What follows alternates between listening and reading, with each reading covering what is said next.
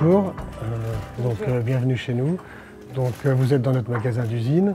Je vous laisse découvrir la planisphère avec tous les pays d'origine de chocolat. Les pays producteurs de chocolat, vous pourrez faire un groupement avec le vin. Selon le continent, la Papouasie, l'Afrique ou l'Amérique du Sud, les saveurs des terroirs sont complètement différents. Nous travaillons un chocolat pur beurre de cacao, sans traces végétales, sans aucun additif d'huile végétale.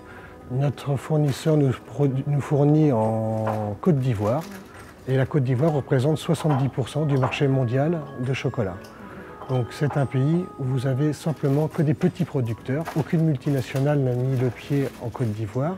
Vous avez des milliers de petits producteurs qui travaillent avec des coopératives et qui exportent tout leur chocolat dans le monde.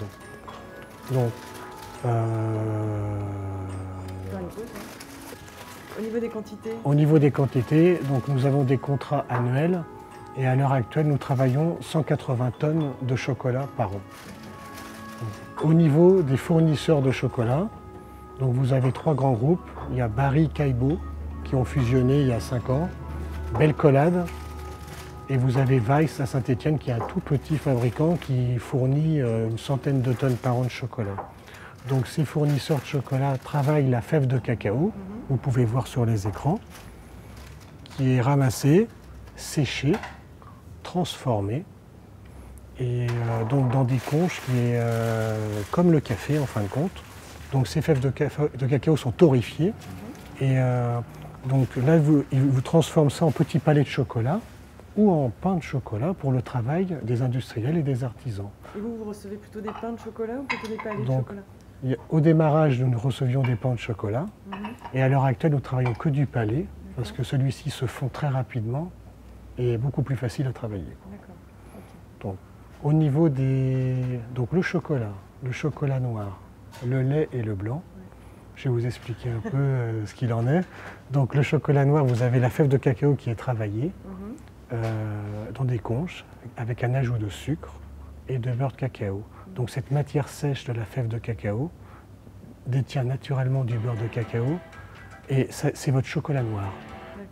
Le chocolat lait, on aura un apport de poudre de lait et dans toutes les couvertures, vous avez un pourcentage d'1 ou 2% de vanille naturelle.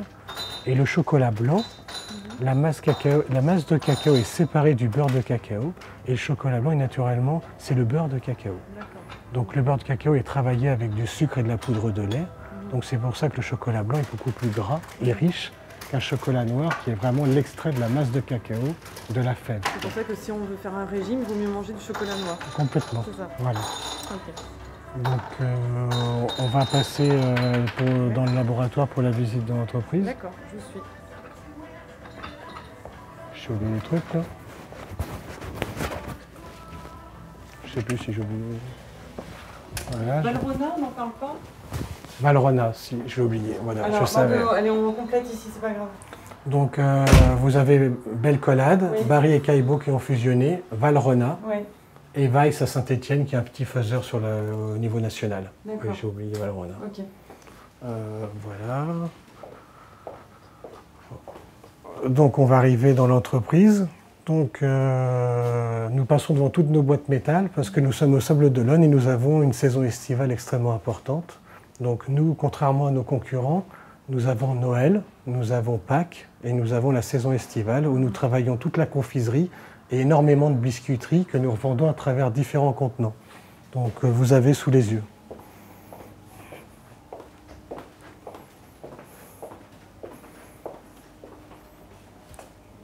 Nos trois métiers sont l'enrobage de bonbons que vous allez voir sur le tunnel dans la production, la confiserie, on turbine tous nos bonbons de confiserie, toutes nos mojettes nougatines que vous pouvez voir, des petites pommes de terre au praliné, nos amandes, des fruits secs, tout est travaillé ici. Et également toute notre biscuiterie que nous travaillons au sein de l'entreprise. C'est quoi la part de production en fait des biscuits par rapport au chocolat? L'été, nous, Pâques représente 40% de chiffre d'affaires. Noël 35 et la saison estivale un peu moins, une vingtaine de 25%, la différence. Donc Pâques est la plus grosse saison. Paradoxalement, pas que tout le monde achète du chocolat, peu importe le revenu des personnes, c'est un achat indispensable pour les enfants. Noël, il n'y a pas d'obligation de chocolat. Et puis la saison estivale est très très forte du point de vue touristique. Nous sommes le 2e département après le Var au niveau tourisme et le 1er en nuitée, devant la Charente-Maritime. Donc la saison est extrêmement importante chez nous. Voilà. Okay. Je vous laisse prendre une tenue pour aller dans le laboratoire. Donc vous allez avoir une blouse jetable et une charlotte. Et puis vous reconnaîtrez peut-être vos régions où vous habitez à travers cette carte de France, cette future carte de France, où nous avons toute notre distribution et nos clients en visuel. D'accord, très bien. Ah.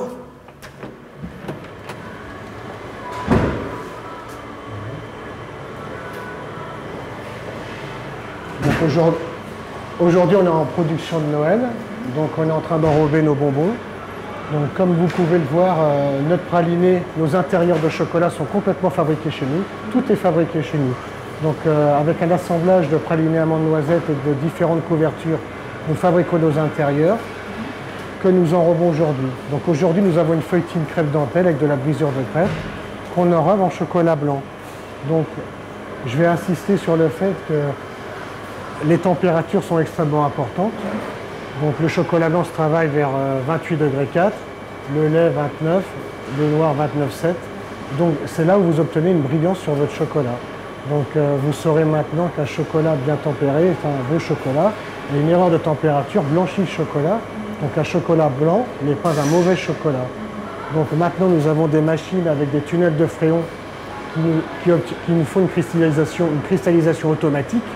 Mais à la maison, lorsque vous travaillez de votre couverture de chocolat, lorsque vous la mettez à votre lèvre et que le chocolat est frais, c'est le signe d'une bonne température. Donc le bonbon est enrobé, déposé sur un tapis, sur un tunnel, à 6 degrés, pour que le chocolat cristallise, se rétracte, refroidisse et soit mis en sachet au bout du tunnel. Nous avons un deuxième tapis avec une aspiration d'air qui décolle le bonbon. Je vais vous laisser venir voir la sortie de tunnel.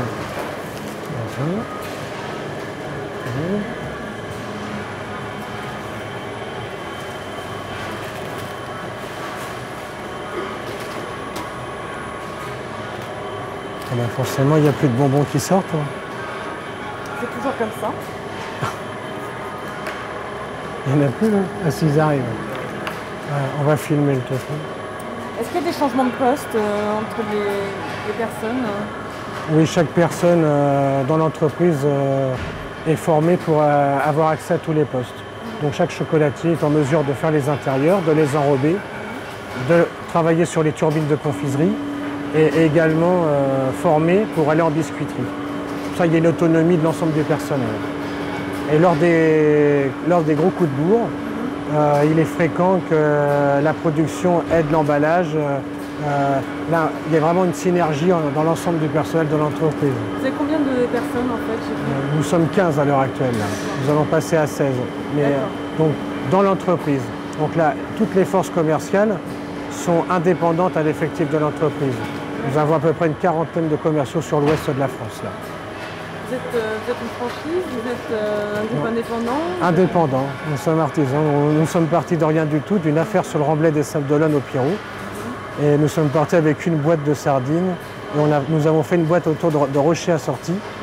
Et des coups de téléphone dans les magasins. Et l'histoire est partie comme ça, de rien du tout. Donc, et c'était en quelle année ça? C'était en 2006. Et ensuite, vous êtes venu vous installer tout de suite ici? Ah non, c'est notre 4e bâtiment. Donc nous avons démarré, nous avons vendu notre affaire sur le Remblai. Nous sommes partis au Château d'Olonne dans 60 mètres carrés, puis 120, puis au Parc Actilone dans 450 mètres carrés. Et après, nous sommes venus ici en octobre. Donc le 30 septembre, nous avons déménagé l'usine et le magasin nous avons ouvert le magasin le 26 octobre.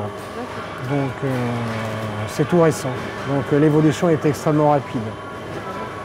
Donc l'histoire a démarré au Pirou Pâtisserie, sur le Remblai des Sables d'Olonne. En 2000, nous avons racheté cette affaire. Et en 2006, nous l'avons vendue. Donc c'était une affaire qui avait 100 ans, de 1907. Donc des recettes de chocolat extraordinaires, des recettes de glace extraordinaires, salon de thé, pâtisserie, nous ont donné envie de développer. Donc nous avons mis les sardines en boîte, les rochers assortis avec des amandes en boîte. Et j'ai pris mon téléphone et appelé les magasins pour commencer à distribuer ces 2 contenants. Et tout ça est parti après par un développement sur la gamme confiserie, qui est après un développement sur Noël, et puis Pâques, avec des métiers différents, des rencontres, avec des commerciaux qui sont des partenaires fidèles depuis 5 ans, et un développement à l'heure actuelle sur le Pays de Loire, sur la Bretagne, le Poitou-Charentes, Charente-Maritime, sur la mise en place de gamme sur la Normandie, la Mayenne et la Sarthe, et un démarrage cette année sur la région parisienne par le biais d'un commercial. Donc une croissance de 155% par an, et à l'heure actuelle, 300 kg de chocolat pour les fêtes de fin d'année au Pierrot, et 180 tonnes de contrats aujourd'hui de couverture de chocolat. Donc vous êtes parti, vous avez démarré tout seul, et aujourd'hui vous êtes 16 personnes bientôt? Voilà, complètement. Donc un deuxième tapis de sortie, vous avez un petit filet d'air qui permet de décoller le bonbon et de le mettre en sachet ou en ballotin par la suite. D'accord, le filet d'air il est juste à la sortie là? Il est entre les 2 tapis. Ah d'accord. Et c'est ce qui permet de décoller naturellement le bonbon. D'accord. Ok. Donc il ne peut pas prendre ceux qui sont juste avant. Ah non, ils sont collés au tapis. Okay. Donc, je vais vous montrer le poste des turbines de confiserie. Donc la production de Pâques de moulage est malheureusement terminée. On démarre Noël avec quelques moulages de Père Noël. Donc nous avons des centrifugeuses aimantées, parce que contrairement au Pierrot, donc nous ne faisons pas de demi-coque, nous enrubanons et que nous collons naturellement. En grande distribution, les moules doivent être assemblés automatiquement. Donc, nous décorons nos moules avec des colorants liposolubles naturels. Nous décorons nos moules, nous les remplissons de chocolat. Nous avons des programmes selon les poids de chaque moulage définis sur le matériel. Nous remplissons les moules, nous les posons sur les aimants qui tournent en 3D, qui diffusent le chocolat dans les moules. Et lorsque le chocolat va se rétracter au frigo, l'air va passer entre le moule et le chocolat. Et vous pourrez ainsi ouvrir votre moule, prendre votre chocolat et une décalcomanie va s'opérer dessus. Et après, vous avez la mise en sachet à l'emballage. Voilà. Très bien. C'est bien. Donc là, on a fini avec de la confiserie, parce qu'on a le métier de bonbon, du moulage qui est vraiment atypique et différent. Et nous avons les turbines, nous faisons toute notre confiserie. Donc on va passer aux turbines.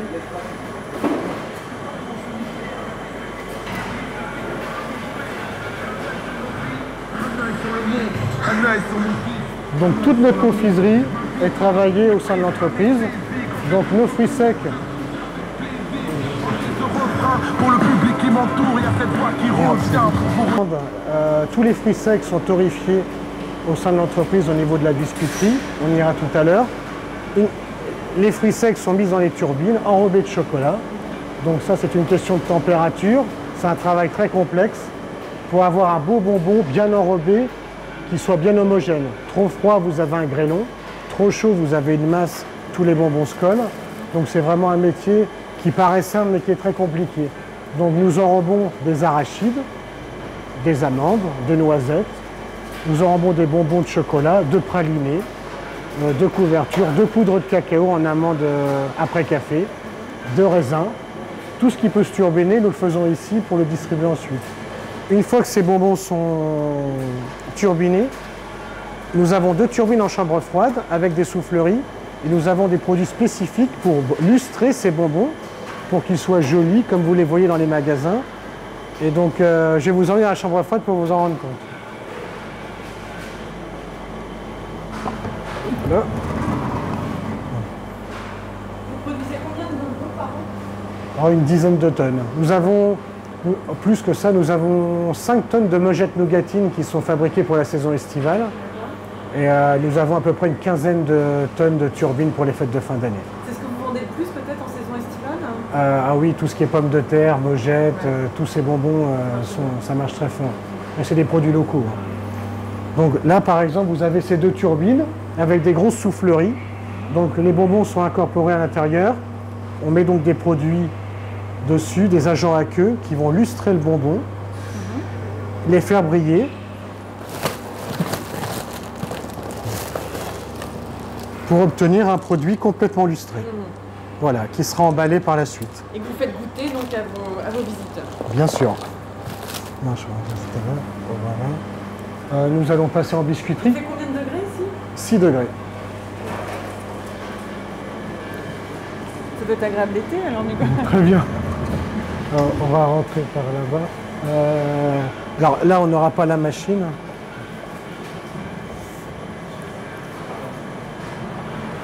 Donc là, nous intégrons la biscuiterie.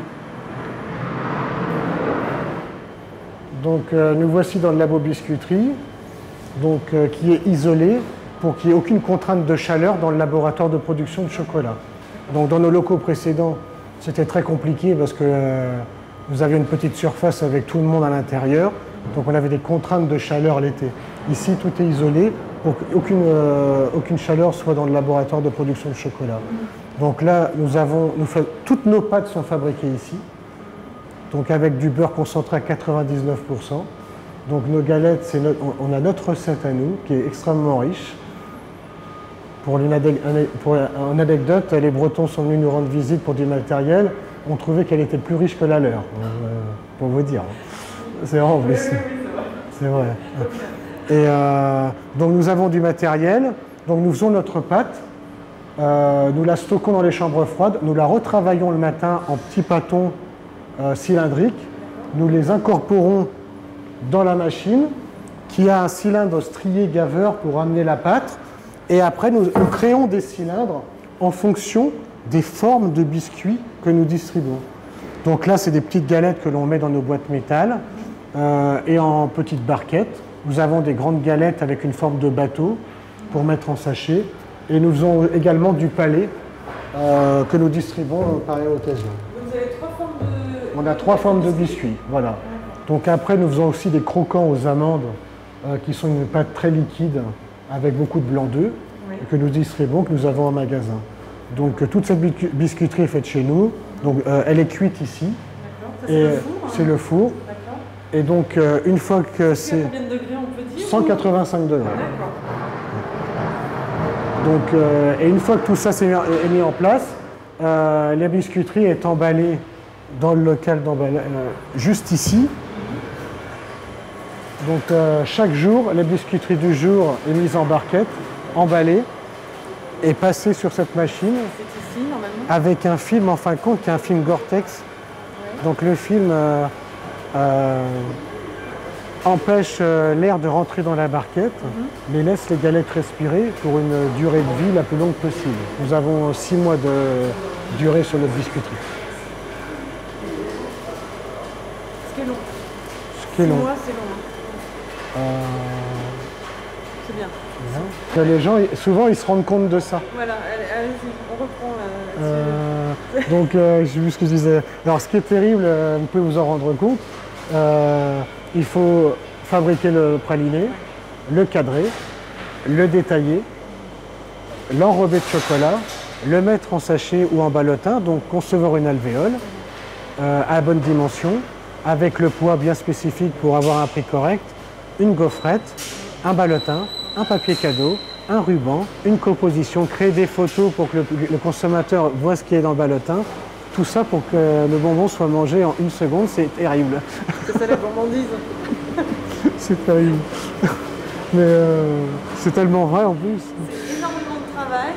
Ah oui. Derrière, voilà. Les gens ne se rendent pas compte, mais c'est comme la cuisinière qui travaille chez elle tout le dimanche matin, puis tout le monde mange tout. C'est vrai, c'est exactement ça. C'est un peu ça. C'est un peu rageant. C'est rageant. Parce qu'on n'a pas l'impression que les gens apprécient. Ah oui, complètement. Donc nous allons passer à la finalité de l'entreprise, l'emballage pour distribuer les produits. Donc je vous laisse venir.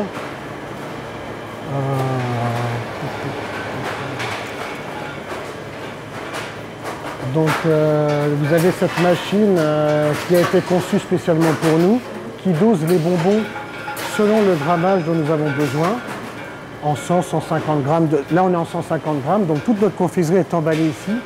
Parce qu'avant, on emballait tout à la main avec des petites pelles. Donc, on a conçu cette machine pour nous. Comme ça, en fin de compte, l'évolution de l'entreprise nous permet d'accroître notre volume de chiffre d'affaires en gardant les mêmes recettes, les mêmes chocolats et un chocolat artisanal de boutique que l'on distribue en grande surface, mais avec une qualité similaire au départ. Donc le développement se fait par une mécanisation qui ne change rien à la matière première. Donc c'est fondamental ça. Non, mais c'est vraiment important. Et donc ici nous avons les postes d'emballage. Là nous arrivons à la saison estivale, donc toutes nos commandes des clients arrivent et sont expédiées ici.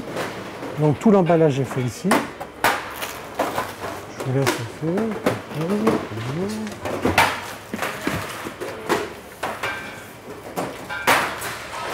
Et puis nous sommes en plein préparatif de Noël, donc nous avons un poste également en face qui emballe systématiquement toutes les productions de Noël au fur et à mesure de leur production en parallèle des commandes estivales.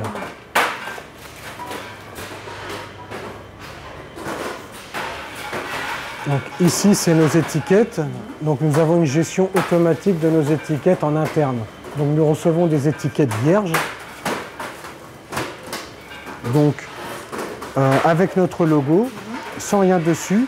Et selon nos commandes, nous importons la dénomination de vente, la composition, le gène code, le numéro de lot et la DLC sur chaque étiquette en fonction du produit que nous allons emballer. Donc nous avons des étiquettes pour notre confiserie, des étiquettes blanches pour notre biscuiterie. Donc nous avons une gestion interne de nos étiquettes dans l'entreprise. Voilà. Très bien. Donc là, on n'est pas. La production de Pâques est terminée. Donc nous avions. Vous rentrez, par exemple, Martine fait des fritures assorties. Oui. Donc la date c'est 1 an 2013. Donc nous avons rentré la composition de la friture assortie, le gène code, la DLC. Et cette composition correspond à cette dénomination de vente. Donc après, vous tapez par exemple Mogette et vous avez la compo de la Mogette Nougatine. Tout est préenregistré. Nous, sur nos bons de commande, on a tous nos gènes codes. Tout correspond à un gène code bien déterminé. D'accord. Et il faut une formation spéciale pour... Vous avez un logiciel, j'imagine? On a un logiciel pour ça, oui. D'accord. Donc, vous voyez, tout est rentré dans l'ordinateur. C'est la mise en place de tout ça qui est compliqué. Et en fin de compte, au départ, lorsqu'on a démarré et on n'avait rien, on achetait nos étiquettes, on disait tiens on va peut-être faire 2000 mogettes, 2000 fritures. Et du coup, vous avez toujours un stock d'étiquettes, on ne sait pas où on va. Alors avec cette gestion d'étiquettes, en fonction de vos commandes, vous imprimez du vierge.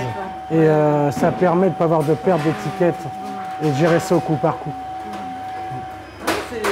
Ça paraît anodin comme ça, mais c'est important ça. Oui, parce que nous on est dedans, on n'a pas de recul. Oui, c'est vrai. Donc, la saison de Pâques est terminée. Nous avions tout axé sur le moulage nu, parce que nos moulages, nous les emballons dans des sachets transparents. Le prêt-à-cacher, nous n'étions pas du tout sur ce marché-là. Donc nous avons investi dans cette machine qui nous permet d'emballer tous les œufs sous alu, comme ceci. Voilà. Donc nous avons des rouleaux de film alu qui se trouvent ici. Vous voyez? Extrêmement fin, comme ceci. Tout à fait, Donc tout dessiné avec, en fin de compte, des petits tirets qui permettent à une cellule de caler le papier alu. Donc nous installons le papier alu à l'arrière de la machine. Il est coupé automatiquement par une lame de rasoir ici. Nous avons cette plaque tournante où nous déposons les œufs.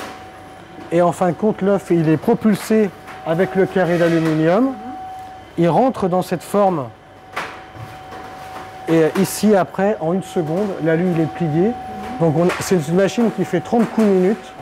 Donc sur une journée de 8 heures qui emballe aux environs de 8000 œufs par jour, quoi. Donc pour chaque création d'aluminium, vous créez une forme. Vous créez toutes ces formes ici qui correspondent à un emballage spécifique et d'aluminium spécifique. Donc là, nous sommes en train de créer un petit personnage pour Pâques. Donc il faut créer la forme du personnage, toutes les formes ici pour qu'il s'incorpore dedans, créer un décor d'aluminium avec des petits personnages rigolos pour Pâques. Donc le travail en amont de création est extrêmement fastidieux et compliqué. J'imagine. Et ça peut s'adapter, donc on peut après emballer ce que l'on veut. Vous emballez ce que vous voulez. Donc là, c'est de l'alu. Donc cette machine, l'intérêt de cette machine, c'est que nous développons l'alu sur Pâques. Et ce qui va nous emmener sur des petits Pères Noël, des formes sur les fêtes de fin d'année. Et c'est une machine qui peut emballer des petits napolitains, des après-cafés et des papillotes. Donc ça va nous permettre de développer d'autres marchés par la suite avec de l'après-café et des papillotes. D'accord, très bien. Voilà. Sans regret parce que du coup à Pâques ça n'a pas mal fonctionné et puis ça va nous permettre de développer. On est sur des projets là, de napolitains pour la saison et puis de petits personnages en complément des œufs pour Pâques prochain. Oui, parce que du coup vous l'utilisez j'imagine entre quoi, novembre et février novembre et février. Voilà. Et puis l'année prochaine nous l'utiliserons pendant la saison estivale pour les napolitains et la gamme de Noël que nous allons mettre en place. Il faut l'amortir. Complètement. C'est bon, on va pouvoir repartir. Donc là, nous allons pouvoir repartir en regardant les productions et se retrouver dans le magasin si vous avez des questions. Oui, ok, je vous suis. On y va. On va juste montrer le chemin, on passe. Là, on peut peut-être passer comme ça.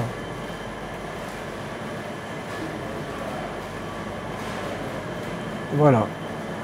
Puis donc là, on passe par le magasin. Si vous avez des questions, n'hésitez pas.